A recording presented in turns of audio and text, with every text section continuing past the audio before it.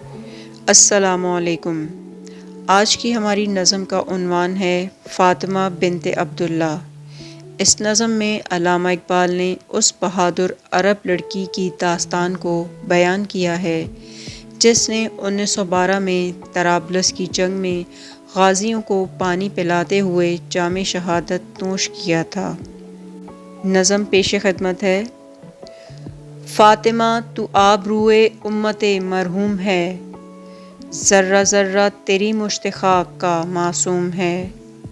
یہ سعادت حور صحرائی تیری قسمت میں تھی، غازیان دین کی سکائی تیری قسمت میں تھی۔ یہ جہاد اللہ کے رستے میں بے تیغ و سپر، ہے جسارت آفریں شوق شہادت کس قدر۔ یہ کلی بھی اس گلستان خزاں منظر میں تھی، ایسی چنگاری بھی یارب اپنی خاکستر میں تھی۔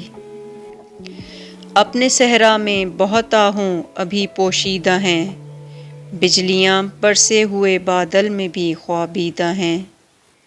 فاطمہ گو شبنم افشاں آنکھ تیرے غم میں ہے، نغمہ عشرت بھی اپنے نالائے ماتم میں ہے۔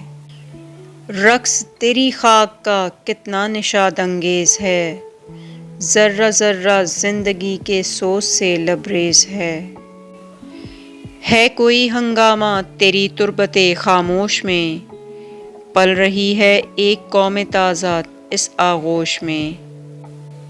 بے خبر ہوں گرچہ ان کی وسعت مقصد سے میں، آفرینش دیکھتا ہوں ان کی اس مرکز سے میں۔ تازہ انجم کا فضائے آسماں میں ہے ظہور، دیدۂ انساں سے نا محرم ہے جن کی موج نور۔